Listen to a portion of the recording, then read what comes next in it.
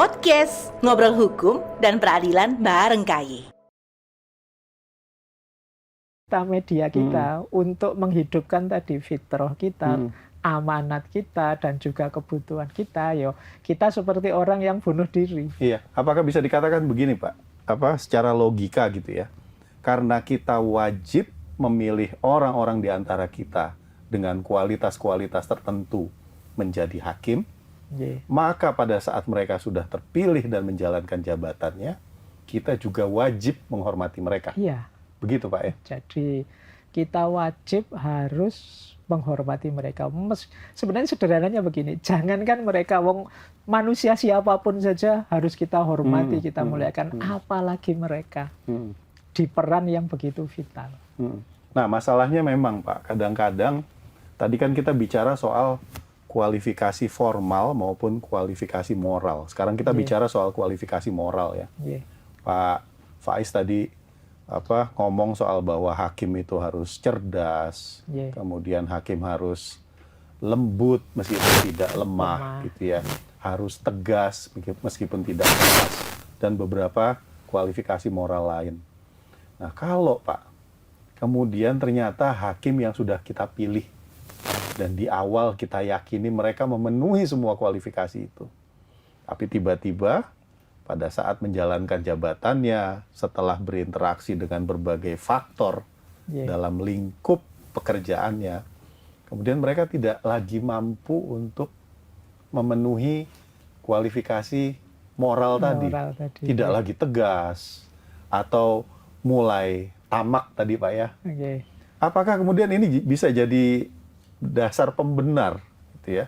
Bisa jadi justifikasi untuk kita berbuat keras atau mengancam mereka atau mempermalukan mereka, bagaimana Pak?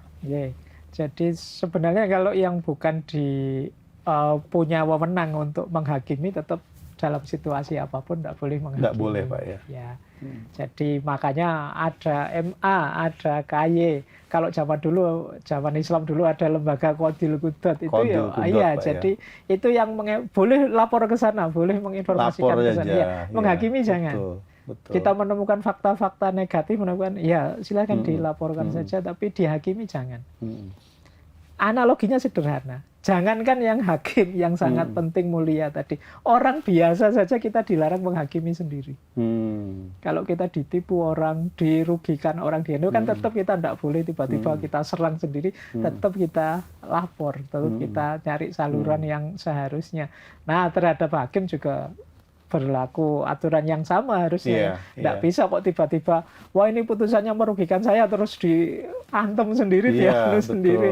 Betul. Seperti yang kemarin kejadian dipukul pakai kursi di ruang sidang begitu Pak ya. Setuju atau lihat kecurangan atau ada apa, kan ada lembaga yang menampung itu. Atau kantor pengadilannya dirusak, atau kemudian dikejar-kejar hakimnya untuk banyak cerita-cerita. Betul. Jadi kalau saya bukan berarti terus dia tidak boleh kita salahkan. Kalau kita tahu ada bukti salah, fakta salah, dilaporkan, dianukan.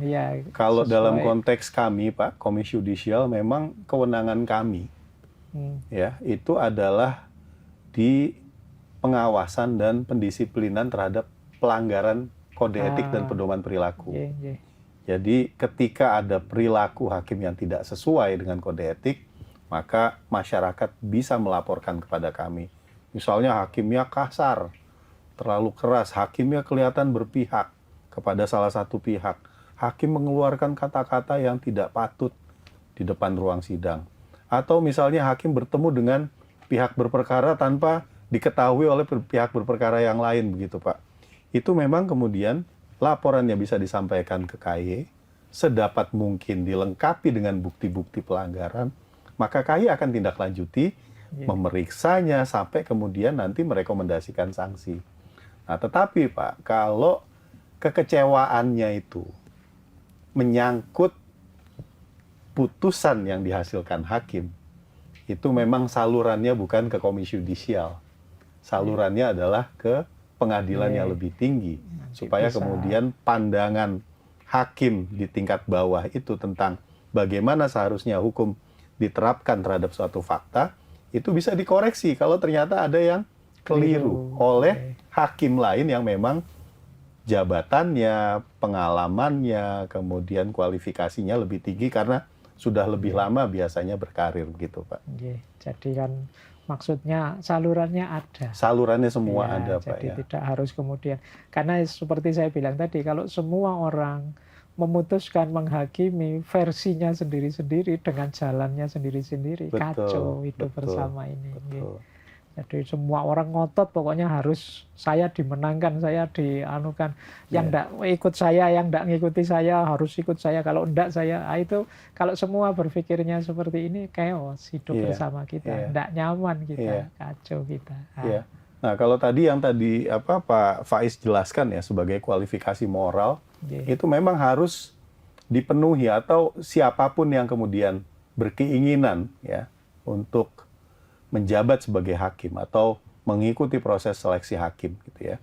Itu mereka harus menunjukkan potensi bahwa mereka akan memenuhi berbagai kualifikasi moral tersebut. Tetapi sesudah mereka menjabat, ya mereka harus menjaga atau memastikan bahwa kualifikasi moral itu bisa mereka penuhi terus gitu. Jadi tidak ada alasan lengah, tidak ada alasan kemudian lalai gitu ya untuk tidak mengikuti atau memenuhi lagi kualifikasi moral tadi. Itu kan kayak orang perang ya. Kita ngerekrut nyari yang sehat, yang kuat, yang bisa ini terus dilatih ini, dilatih itu. Di medan perang enggak ada alasan lagi sudah. Wah lupa jurusnya, wah lupa itunya. Habis kalau sudah di medan perang begitu. Ya seperti hakim juga begitu. Enggak bisa sudah kalau sudah di medan itu sudah enggak bisa alasan lagi. Sekarang kita bicara soal prasyarat nih Pak, atau bisa dikatakan hak-haknya hakim. Tadi kan kita bilang bahwa hakim harus begini, hakim harus begitu, hakim harus memenuhi ini, hakim harus melaksanakan ini gitu ya. Kemudian ya kita sempat singgung bahwa kita wajib melindungi hakim gitu ya, kita wajib menghargai hakim, kita wajib menjaga kehormatan mereka supaya mereka bisa menjalankan tugasnya dengan baik gitu. Nah, tapi ada prasyarat-prasyarat nggak nih Pak? Prakondisi atau prerequisites kalau bahasa ininya Pak, bahasa asingnya gitu ya.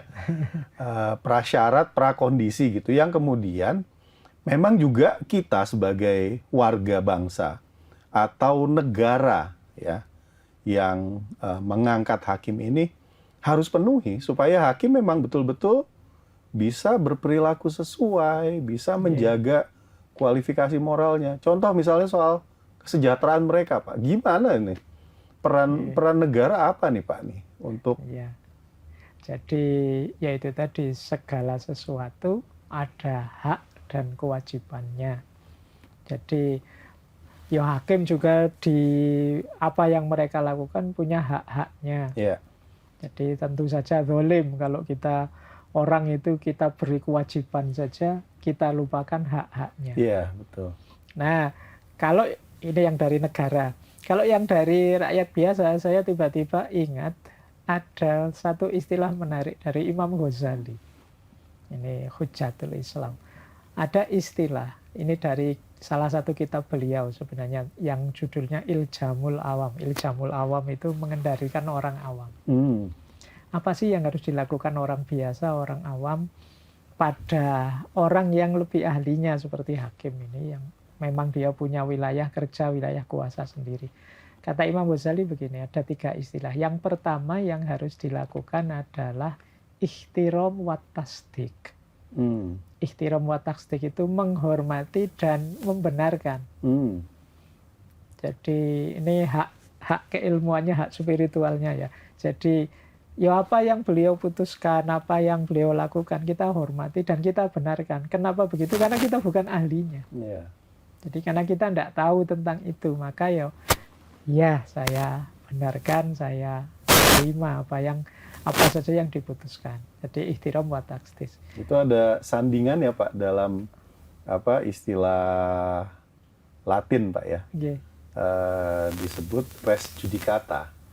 Bahwa apapun yang sudah diputuskan oleh hakim, apalagi kalau putusan itu sudah berkekuatan hukum tetap, itu harus dianggap benar. Nggih. Gitu, Pak.